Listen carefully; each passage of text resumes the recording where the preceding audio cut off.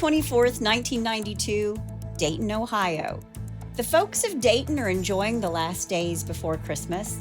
Families have gathered, children are keeping an eye out for Santa Claus, but something more sinister was afoot.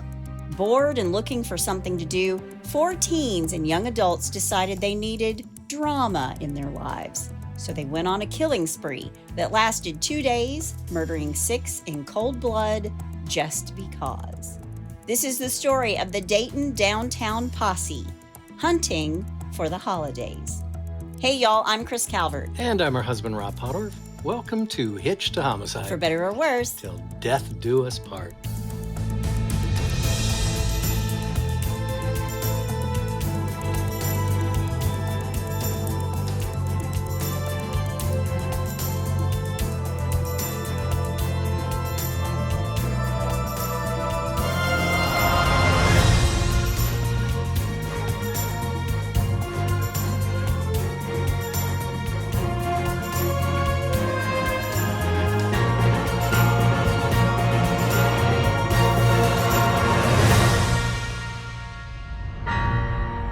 Welcome back, everybody. Yes, welcome. And for our friends in Norway. Norway. Yeah, this is an easy one. Velkommen. I like that one. Yeah. Well, wherever you're listening, be sure to like, rate, and review the podcast. You can subscribe to it just about anywhere you can listen to a podcast. Yep. And if you're watching on our YouTube channel, be sure to hit that subscribe button below. Yes. You can also join the In-Laws and Outlaws and follow us on social media at Hitched to Homicide True Crime Podcast on Facebook, as well as the H2H In-Laws and Outlaws. Yes. And you can find us on Instagram at Hitched to Homicide and on X, formerly known as Twitter, at H2H_podcast. That's a lot of addresses. Because Hitched to Homicide is one letter too long for Twitter. Okay. Well, it's Christmas time. Yep. And keeping with the request to cover holiday true crime during the holidays. And I have my studio adorned with all the Christmas decorations. You do. You do. Yeah. Everybody wanted to hear holiday true crime for the holidays. Yep. That and the fact that we're not letting go of Die Hard is a Christmas movie. Yeah. Welcome to the party, pal. And this Dayton thing, that's right up the road from where I grew It's up. right up the road from where Rob's little childhood happened. Yeah. Where the little redheaded boy strummed on his guitar and sang. Yep. But I'm going to tell you about some really horrible people in Dayton and some horrible things they did Christmas of 1992. Before we get started, let me thank some people who did the heavy lifting for the story. My sources, the Dayton Daily News, the Crime Wire, the Journal News, the Oxygen Channel. There is a book, The Christmas Killings, written by the officials involved in the case. I didn't read it, but I will put a link to it and all the other sources in the show notes. All right. Well, you ready? I am. Let's do it. Well, it's hard to imagine that 4 young adults and teens, 2 of whom had never been in trouble, would kill for sport. But that's exactly what happened Christmas of 1992. Wow. Meet Marvalis Keene. Marvalis Matthew Keene is born on July 5th, 1973 in Ohio. His parents are Maynard and Bernice. Okay. If the records online are correct, Marvalis' dad was 28 years older than his mother. Oh, wow. Okay. Yeah. We're 6 years apart. I thought that was a lot. Yeah, it's not. Marvalis did have an older brother, Maurice, and when Maurice is 19 years old, he's shot and killed after he broke into a woman's home. Marvalis stood over his brother's casket and vowed he would get revenge. Oh, wow. So losing his brother had a really profound effect on Marvalis, and he became depressed, quite depressed. And while he's living in Dayton with his upper middle class family, he attends the local Pentecostal church where he is a part of the choir. I sang in the school choir. Yeah. Did you sing in the school choir? I sure did. Or were you were the school choir? I don't know. No, I sang in the school choir. There really was Rob Podorf in concert at one point, y'all. So just so you know. Hey, we raised a lot of money. But after his brother is killed, his mother, Bernice, who at this point is divorced and remarried, sent him to live with his father in Fullerton, California. Okay. She wanted him to get away from everything that happened to his older brother. Now, Fullerton is 30 miles away from Los Angeles' gangs. The Bloods and the Crips at that time were really active, but they weren't active in Fullerton. They were active in Los Angeles, but not in Fullerton, where Marvalis had moved to, where he was living with his dad. Gotcha. While in California, he wasn't a part of a gang, and his high school counselor at La Vista High School said he was a really good kid who was never disciplined at school for anything. Isn't that always the case with criminals? It's crazy. Yeah. He graduates early and starts working for a construction company that removed asbestos. And while he's living with his dad and his stepmom, he didn't party. He didn't even drink. But in August of 1992, after a fallout with his father, he goes back to Dayton and starts hanging out downtown with the Posse. Gotcha. He moved into an apartment at Yuma Place after he walked away from his mother's home in Dayton in early December 1992. All right. And apparently this fight was over money.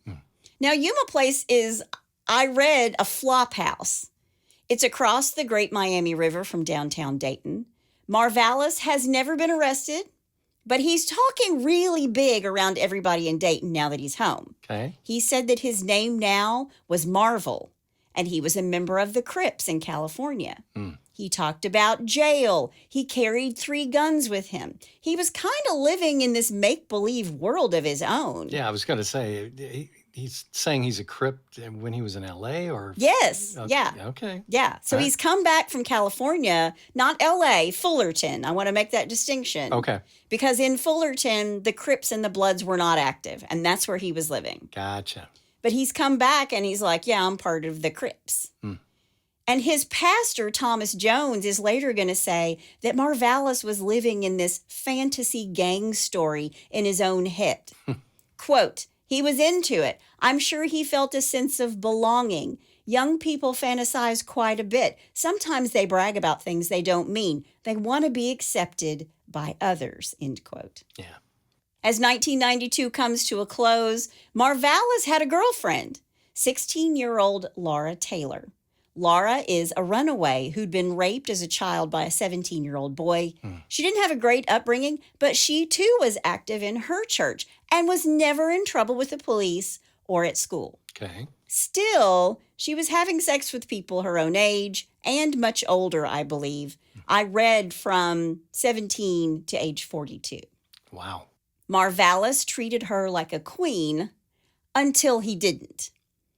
After she ran away from home, he bought her food, her clothes, and he protected her from a man that she believed was stalking her. But this is going to change because he's going to start to become moody and violent. Quote, he started punching me with his fists and smacking me. He started becoming more irrational, which was scary because I thought he would get rid of me, end quote. Wow. Also part of the Downtown Posse in Dayton is 17-year-old DeMarcus Smith and his girlfriend, 20-year-old Heather Matthews. Okay. DeMarcus Smith has a criminal history that dates back to 1989, and he has spent some time in juvenile detention and alcohol treatment facilities. DeMarcus started drinking at the age of 5, Whoa. and he sold crack cocaine, but he did not use it. Wow. You know what I was doing at the age of 5? You were playing a little ukulele and singing your heart out. And eating dirt. I eat dirt. I mean, come on. Drinking at 5? No, you were riding like your little, he had this little tiny motorcycle. Motorcycle Mondays!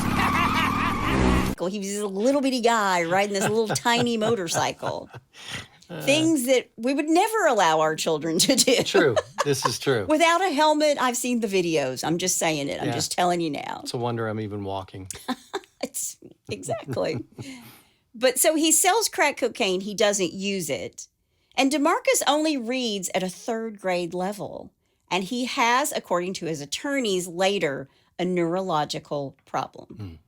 Now, Heather Matthews, age 20, had a storied past. She had allowed her friends into her mother's home a few years prior, where they stole most of the Christmas presents one Thanksgiving. Wow. She and her friends stole her family's VCR. She and her friends broke into her mom's house 3 different times. Oh, my God. Heather was a chronic truant and runaway. Wow. She was a high school dropout. And just 3 months prior to December of 1992, she was released early from the Ohio Reformatory for Women in Marysville after serving 6 months of a 1-year sentence for receiving stolen property. So she was an overachiever. Yeah. Jeez. Heather was born out of wedlock, and her father didn't really want anything to do with her. Her mother's name is Debbie, and when she's young, she's a sweet child. But by the time she's in middle school and being bused from her house to Roth Middle School, she fell in with the wrong crowd.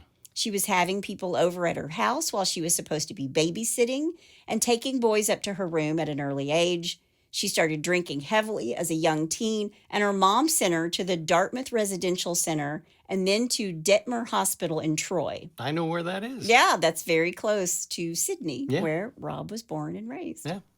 Now, Heather liked the attention she got from the boys, and by the time she's in high school, Belmont High School, she's suspended as a sophomore, and they wouldn't let her come back. Oh, wow. Now, I don't know what she did, Yeah. but it had to be something pretty bad for them to say, "You're out, Heather. You're done." You're not welcome here. This is when she moved out and started robbing. Her mother never really saw her after that. Wow.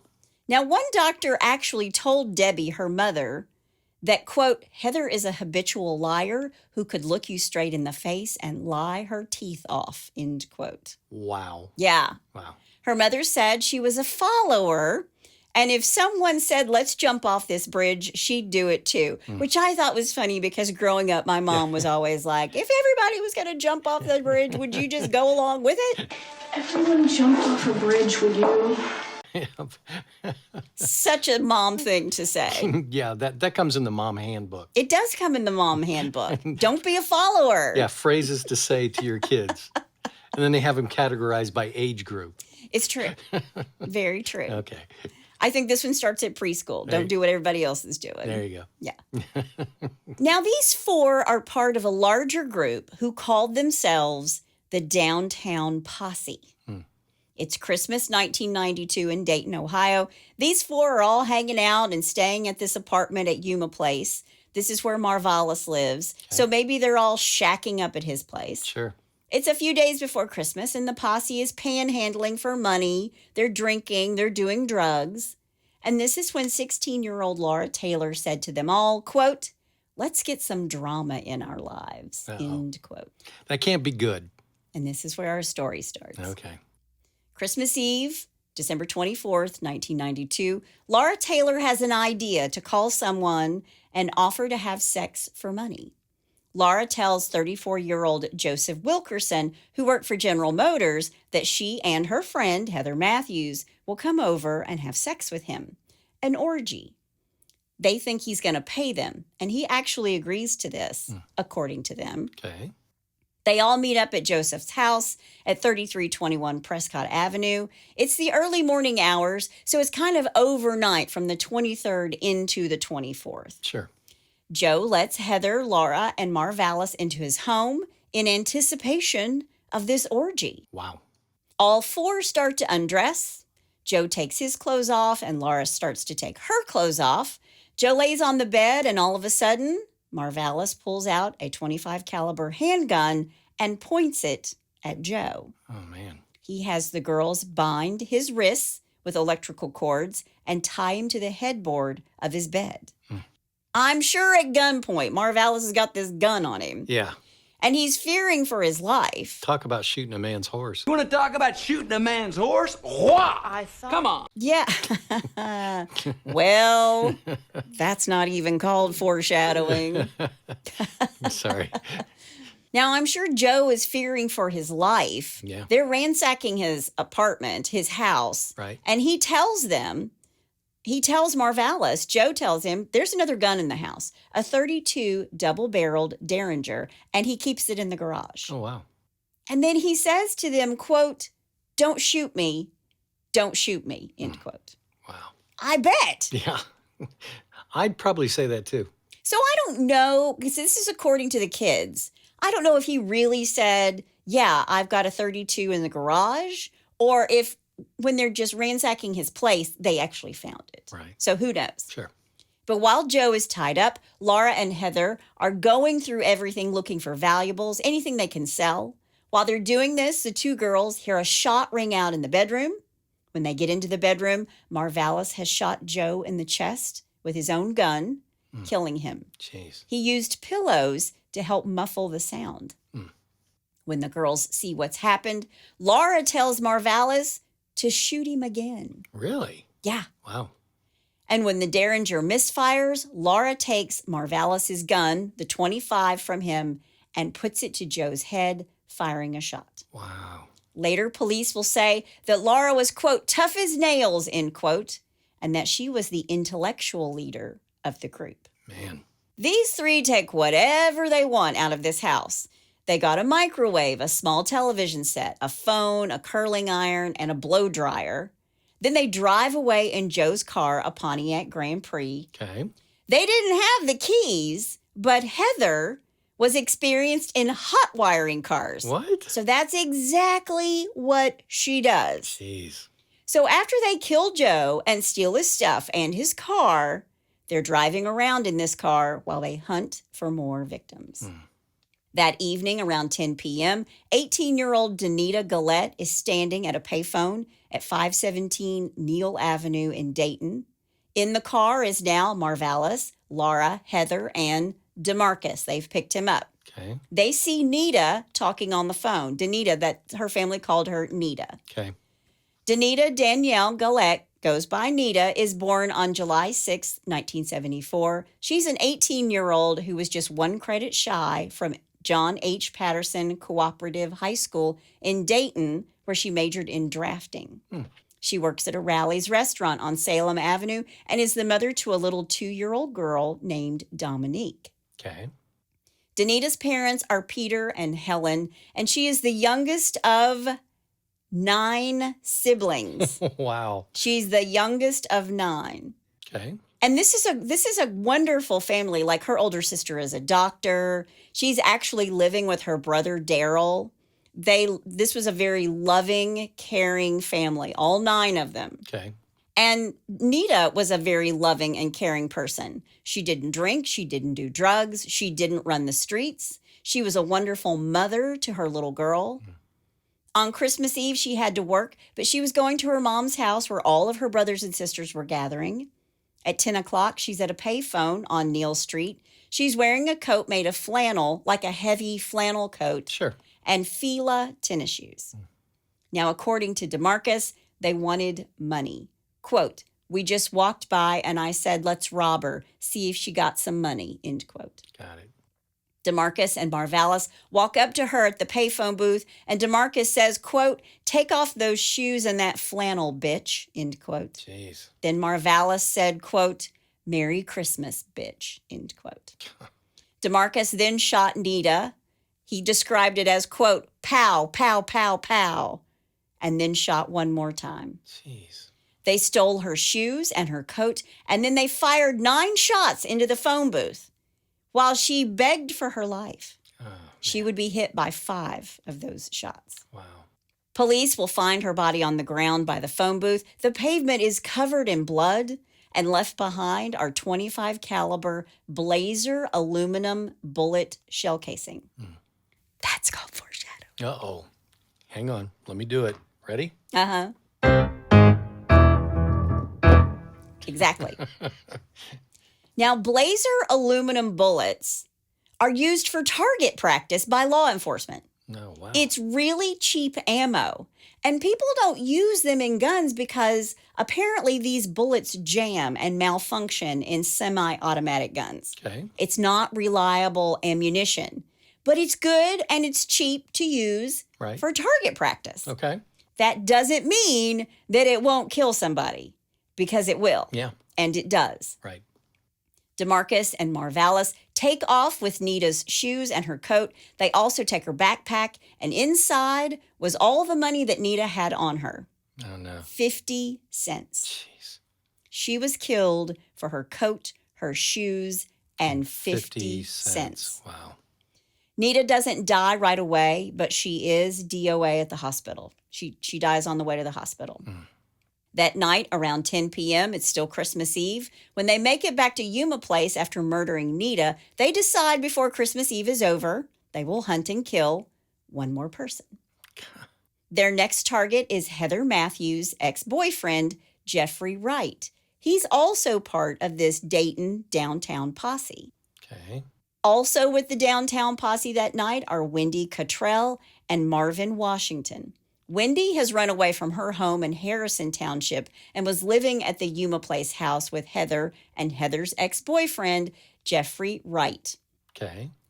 Jeffrey and DeMarcus get in an argument, and DeMarcus shoots Jeffrey, putting 4 bullets into Jeffrey's legs. Wow. He runs to a neighbor's house and then goes to the hospital and is treated.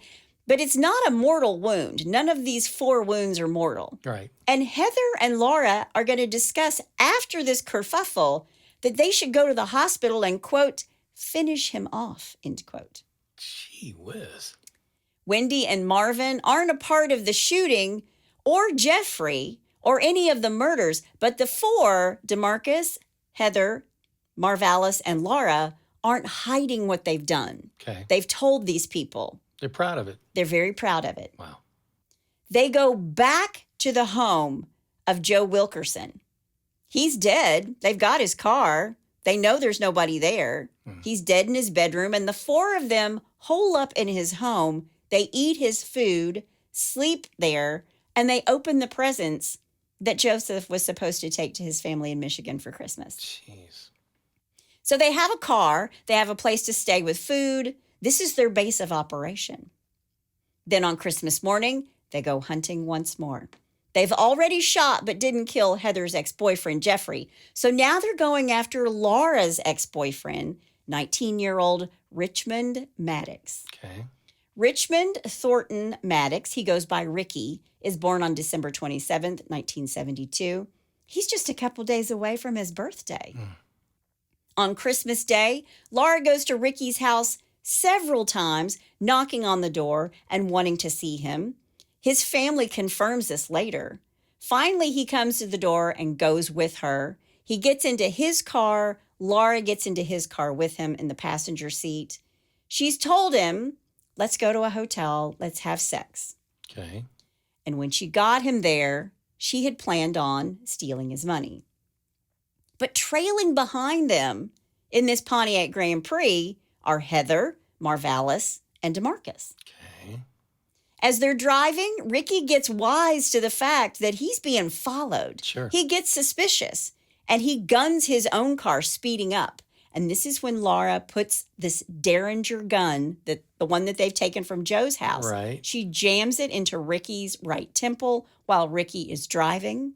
She pulls the trigger while he's driving and kills Ricky while the car is moving. Good grief. Laura bails out of the car before it crashes into a tree on Benton Avenue. Wow.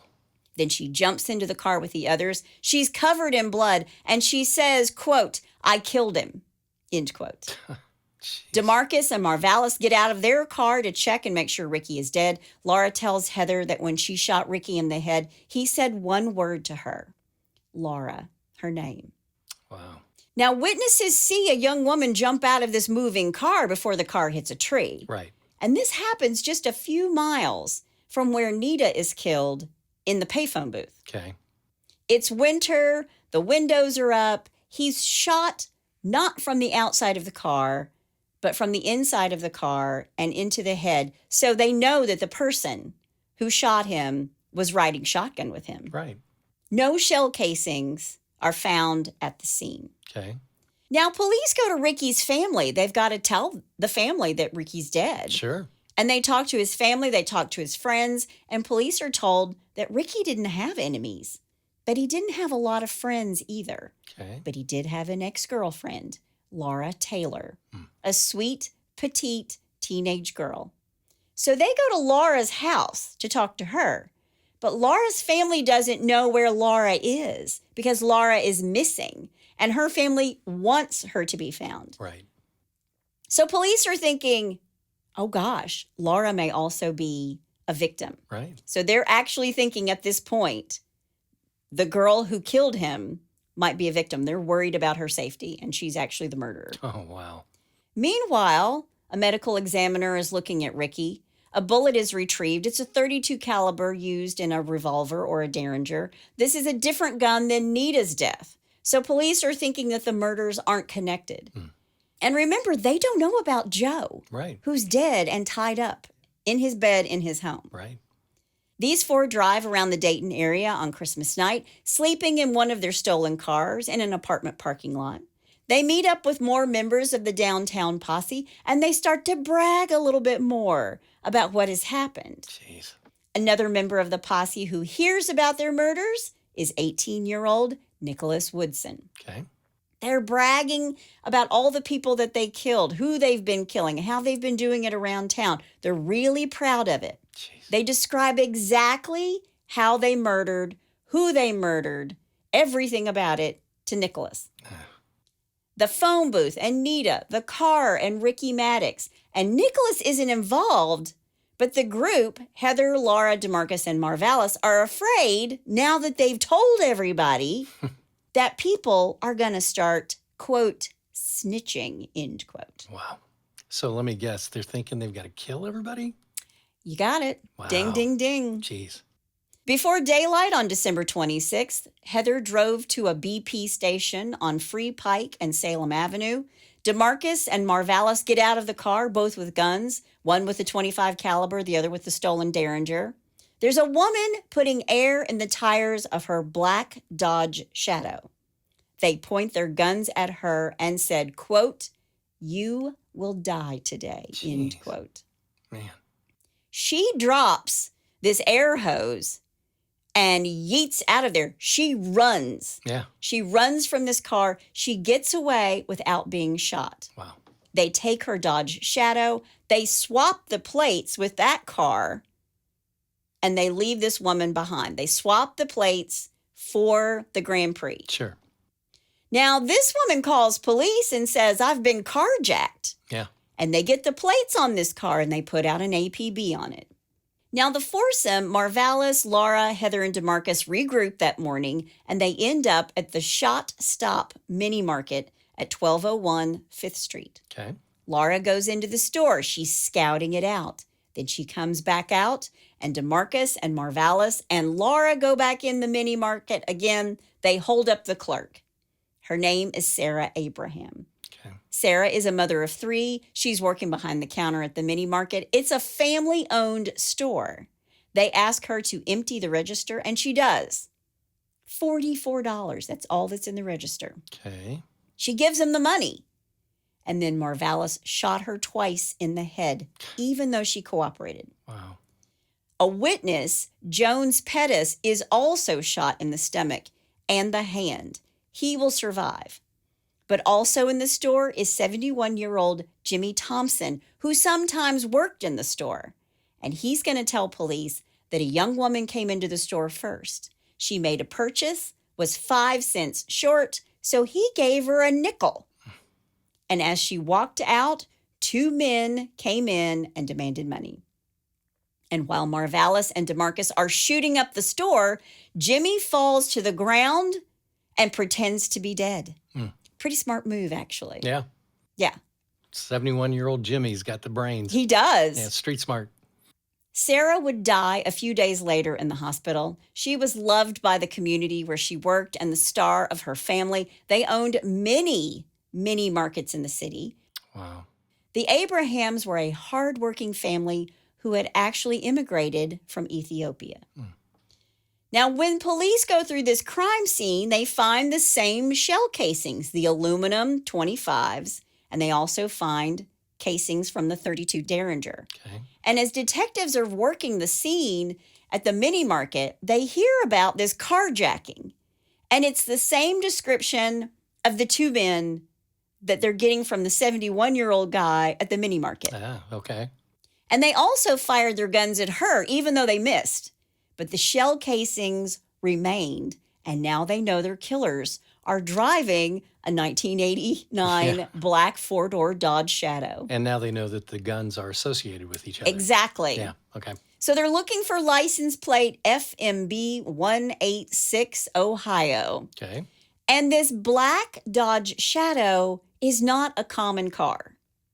Sergeant John Huber goes looking for the car. Okay. And he drives to places where he knows that ne'er-do-wells are hanging out. Yeah. And as he's driving and looking down Kumler Avenue, he sees a black Dodge Shadow. There it is. 4 doors.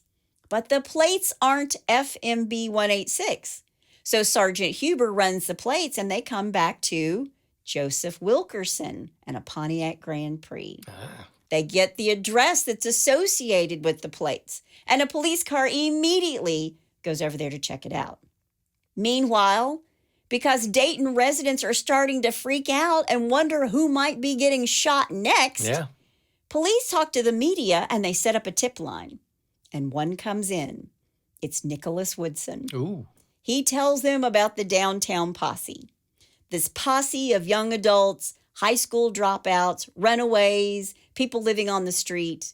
He tells about the 4 who were bragging, who they killed and how. And Nicholas had information that only the killer would know. Right. He tells police that they're afraid people are going to start snitching. And he's actually snitching. Yeah. And he's afraid for his life. He tells police the 4 people you're looking for are DeMarcus Smith, Heather Matthews, Marvalis Keene, and Laura Taylor. Wow. And police are like, hold the phone. You mean Laura Taylor isn't missing like her family says? Yeah. She's one of the killers. Wow. They interview Nicholas and he tells police what happened to Ricky Maddox on Christmas night. Okay. He says that Laura was limping and she was talking about how she had shot him in the head. Quote, I shot him in the head and the car didn't stop. That's why I jumped out. End quote. Jeez. He also tells police she's got a cut on her hand because of this. He says, quote, man, y'all shouldn't have did that, end quote. Police ask what their response was to him saying that, and he tells police, quote, they started laughing and stuff. They thought it was funny, end quote. Jeez. So Nicholas is saying, y'all shouldn't have done this. Why did you kill these people? Why'd you kill Ricky? Yeah. You shouldn't have done that. Heartless. Why did you do it? And they're laughing about it. Man. Meanwhile, they've got stolen plates on this Shadow that came back to Joe Wilkerson. They show up at his house. They knock on his door. There's no answer, but they can smell something coming from inside the house. Ugh. They push open the door and see the house has been ransacked. They go into the bedroom and find 34-year-old Joe tied to the bed. He's obviously dead. Sure. He'd been shot once in the head and once in the chest. By the bedside is the same unusual aluminum shell casings. The wallet with his name proves that he is Joe Wilkerson, Right. and they can tell he's been dead for a few days. Man. So now the police have another dead body, bringing their total to 4. This has happened over 2 days. Jeez. Now, after they get their $44 and murder Sarah Abraham, they buy some beer and wine. And the 4 of them, Laura, Heather, DeMarcus, and Marvalis, start talking about which of their friends might turn them in. Would it be Nicholas Woodson? How about Laura's 16-year-old friend, Wendy Cottrell, and her boyfriend, Marvin Washington? And for some reason, they decide that's who it's going to be. It's these 2 that are going to snitch to the police. Wow. So they pick up Marvin and Wendy. It's the night of December 26th. They've got their beer, their wine with them. They're driving, and Marvalis says that he's got to go to the bathroom. He needs to pee. So he drives to a field at 1654 Richley Drive. They pull over, stop the car. DeMarcus and Marvalis pull their guns at the same time, each holding the barrel against Wendy and Marvin. They march these 2 over to a pile of dirt. Marvalis puts his gun in Wendy's mouth, and she is screaming and crying, saying, quote, I ain't a snitch, I ain't a snitch, end quote. Jeez. Marvalis shoots Wendy and DeMarcus shoots Marvin. I did read that it was DeMarcus who decided that these 2 had talked and ultimately needed to die. Wow. Then Heather takes a necklace off of Wendy and puts it around Marvalis's neck. Ugh. And they stole Wendy's shoes. God. They drove to another friend's house where they'd left Joe's car as well as the Dodge Shadow. They're still discussing amongst them who needed to die, who else needed to be silenced. Man. So now these 4, Laura, Heather, DeMarcus, and Marvalis, are inside this house on Kumler Avenue, and police are watching that Dodge Shadow.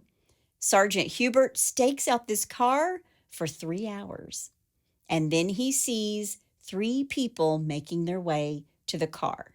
Now, he has no idea if they're behind all of these murders, one of the murders.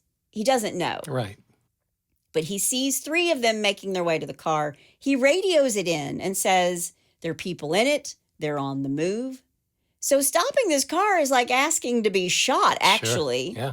And Sergeant Huber puts on his lights and sirens, and he pulls them over. And they actually pull over. He confronts the group. It's Marvalis and Laura shouts, quote, shoot him now, end quote. Jeez. Sergeant Huber keeps them at gunpoint in the car until backup arrives. Police take Marvalis Keene, 19 years old, and Laura Taylor, 16 years old, into custody. But one man got away, DeMarcus Smith. He jumped out of the car and he ran. Okay. When they arrest Marvalis, he's wearing Danita's flannel coat. Wow. They take them into custody and start going through the Dodge Shadow and find 2 guns, the .25 with the aluminum shell casings and a .32 Derringer, the same one used to kill Richmond Maddox, Right. Ricky Maddox. Yep. They go back to the house where the car was, looking for the final 2, DeMarcus and Heather. Mm-hmm. They were both at this house, and both had been named by Nicholas Woodson as part of the Downtown Posse. Right. And when police pick them up, they see that DeMarcus Smith is wearing Nita Gallette's Fila tennis shoes. Jeez. So now they have the 4 of them in custody, Laura, Heather, DeMarcus, and Marvalis. They separate the 4 of them, and they start asking questions. They're looking for a confession and for somebody to break. Right. So who do you think they go to first? Laura. They go to Laura. She's the youngest. Yeah. They go to Laura Taylor first. They're thinking she's 16 years old. She's going to break. She doesn't say a word. And when they asked if she wanted to use the restroom, she stood up, peed on the floor, and then sat back down. Oh, my God. That's hardcore. It is. Wow. But the other 3 members of the posse are talking.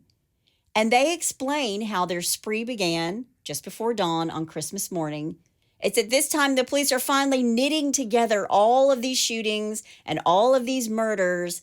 And the people who are responsible are these 4 kids or young adults. Now, 3 of the 4 talked. Laura Taylor did not. The only person she spoke with was the minister from her church. She tells him everything. Really? And she also tells him, look, there are 2 more dead that they don't even know about. Wow. The minister tells police, she just told me there are 2 more people who are dead. And when they ask if she was upset about it, was she crying when she told you about this? And he said, quote, no, she was bragging, end quote. Jiminy. Wow. So the 4 of them were charged with multiple felonies, including capital murder. As juveniles under the law, DeMarcus Smith and Laura Taylor couldn't be given the death penalty. They're 16 and 17 years old. Right. But Heather Matthews is 20, and she could get the death penalty. Right. And the thing is, Heather was there for all of it, but Heather never pulled a trigger. Gotcha.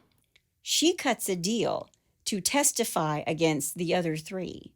Heather pleads guilty to aggravated murder, striking a deal a week before she's to be tried on the death penalty charges. She's the oldest of the posse, but she never pulled the trigger.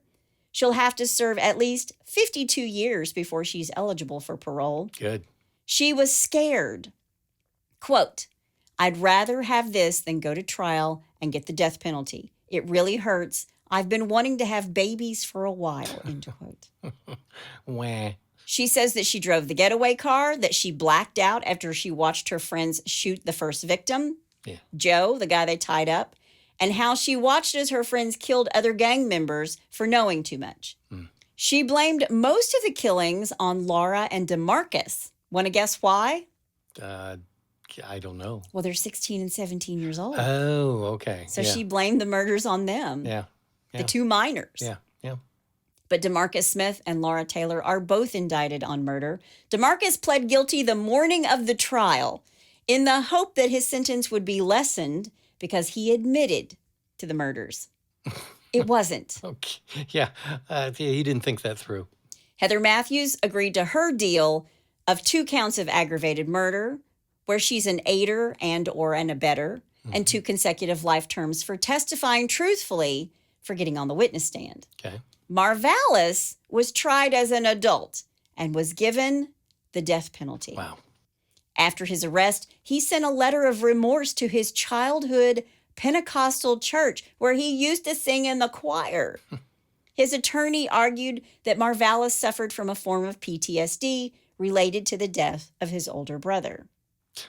Okay. Now, according to Nita's sister, the only time any of them showed any emotion, remember Nita's the one who was killed in the phone booth? Right. Her older sister said the only time any of them showed any emotion was when they were sentenced to life in prison or sentenced to death.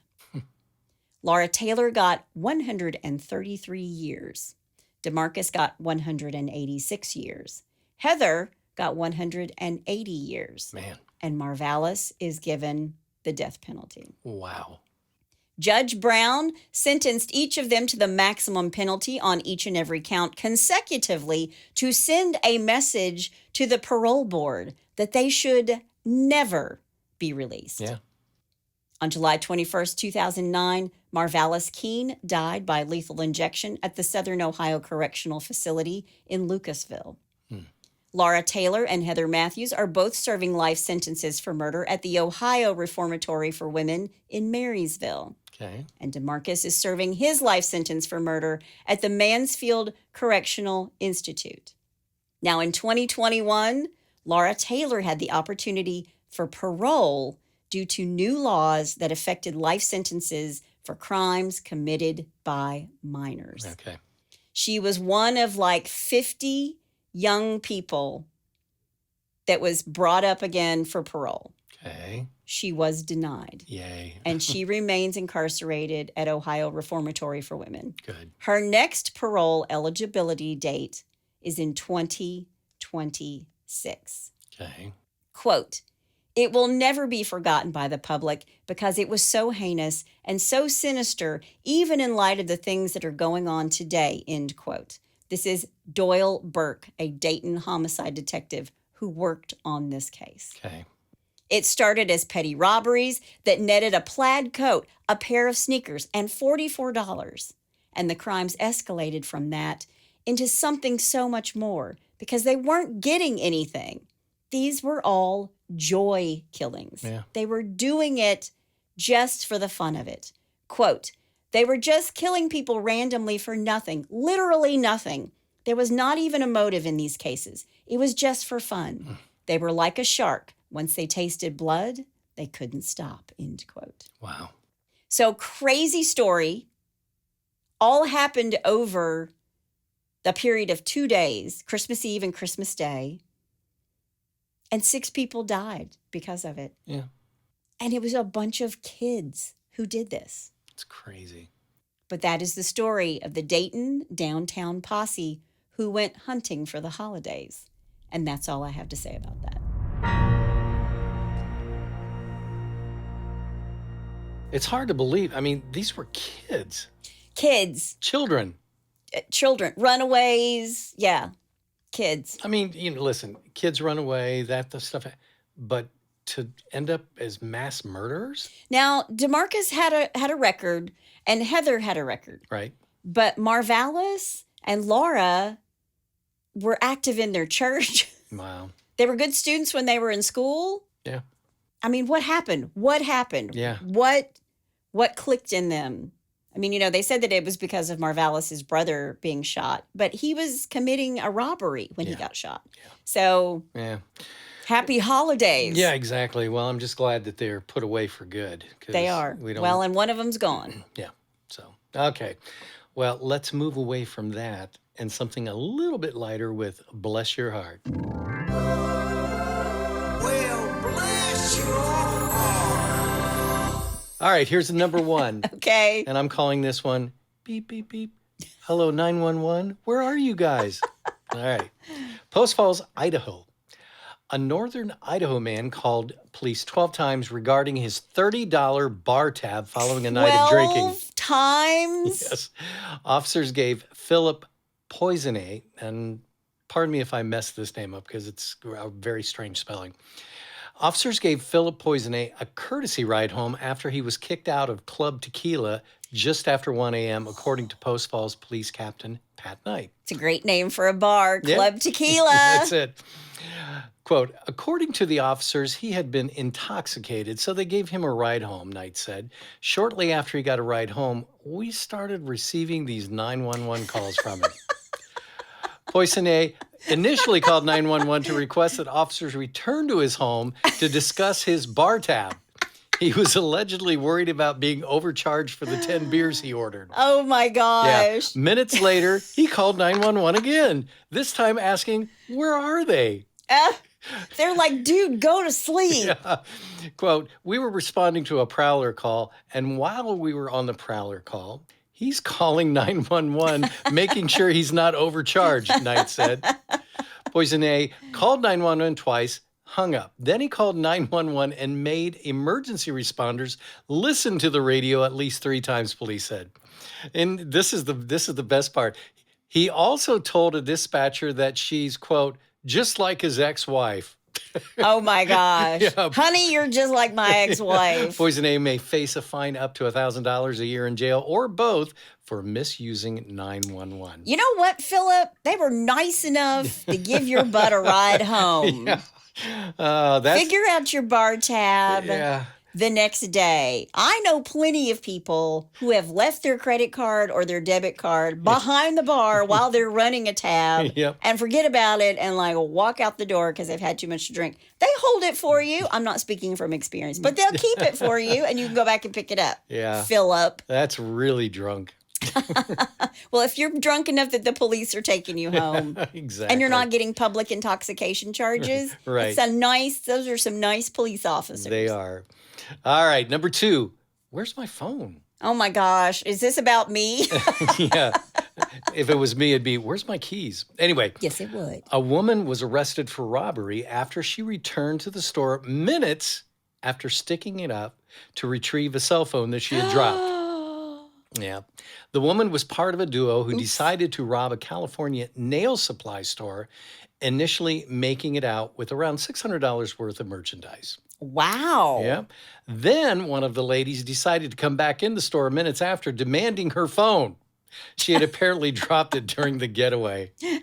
Yeah. After retrieving her phone, the 2 suspects, who police identified to Fox News Digital as Kadriana Hall, 24, and Serendii Banks, 19, left the scene in a black vehicle. Okay. The police confirmed that the suspect had left her phone at the scene of the crime. Here we go. And it contained her ID, credit cards, and other personal items. Her social security number, Yeah, exactly. her address. So it made it pretty easy to track these sloppy thieves down. Now, when they found them, they were sitting outside their home, still in the car an hour later when police got in touch with them. Reports say that all of the merchandise was in plain sight as the 2 women were arrested and taken to jail. Do you know what this reminds me of, Rob? What? The hit and run.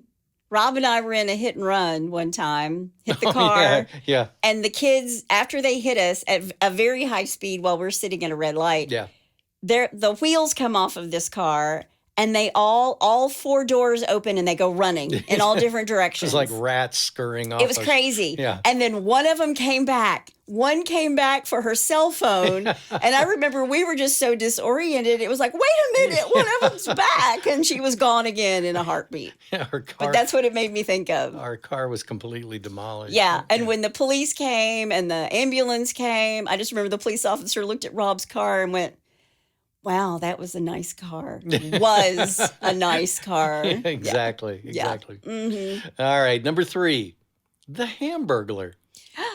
Oh, you know I love some McDonald's French fries and a good McDonald's Diet Well, Coke. this is a little bit different. Oh, okay. All right. A dopey thief led his victim straight to his front door after allegedly stealing 7 legs of Iberico ham and leaving a trail of fat as he dragged them along the ground. Legs of lamb? No, ham. Oh! Jeez. No, legs of ham. Oh! You understand the words that are coming out of my mouth? I'm sorry. I thought you said leg of lamb. No, ham. Domingo Infante, 34, arrived at his tapas bar on Monday to find the door forced open, and that's tapas, not topless. And the cash till gone, along with a TV and the cured meat that had been hanging above the bar. How many? 7. Yeah. Okay. The astonished Hams, not legs of lambs. Yeah, hams. Okay. The astonished Spaniards then made a second call to cops to say they had caught the suspect culprit. Okay. All right. Officers rushed to get the search warrant after being refused entry into the rented property and found 2 of the legs of ham inside, along with an empty cash till and TV. Oh, my gosh. Yeah, the restaurant owner, Domingo, said, "I've never imagined my wife and mother-in-law would turn out to be detectives who solved this." Oh. Yeah. Even then, they thought the fat trail from the ham would lead to a car parked in the parking lot, but it actually went to a house in the street behind us. And now I'm just putting the ham burglar part together. Exactly. There were traces of fat everywhere, on the pavement, outside the property, the stairs, and even the front door. There's ham fat. Yes, all over the place. The suspect lived there with his parents, who wouldn't let the police in at first, but they got a search warrant within my 20 minutes gosh. and found the cured meat. We're coming in for the hams. We are. And they went inside along with the cash till and TV. They went ham Yep. on the guys with the hams. Yep. Each leg was worth around 120 pounds, so this is obviously over in England. Oh, okay. And the till, which had around 500 pounds, it was empty. Of course it was. Sure. But every cloud has its silver lining. Yes. And it looks like we'll be getting some of what was taken back thanks to my wife and mother-in-law, he said. Aw. Yeah. The cured meat has now been taken to the police station along with the other valuables while detectives search for the missing 5 legs, thought to be in the hands of the alleged thief accomplices. So there you go. There's your bless your hearts. I like that one. Oh, gosh. Okay. Follow the fat. Yep, exactly. Yep. On the sidewalk, on the stairs, on the front door. Oh, I'll never look at ham the same way. I think the funny image would be somebody driving along and looking on the sidewalk and seeing this guy dragging these hams. They're still missing. Yeah. They're hams out there. Oh, my God. Being held up somewhere. Yep. At gunpoint. So there's your hamburglar. Oh my gosh. Well, if you have a bless your heart, I'll never eat ham again. If you have a bless your heart or you know somebody's heart who needs a blessing, go to hitchedtohomicide.com where there's a pull down menu. Yep. And you can also suggest a case. We're going to get to a bunch of those in 2024. We're gearing up for it. Bring it on. That's my amazing husband out there. And that's my beautiful bride in the booth. Join us next time on Hitched to Homicide. Bye, y'all.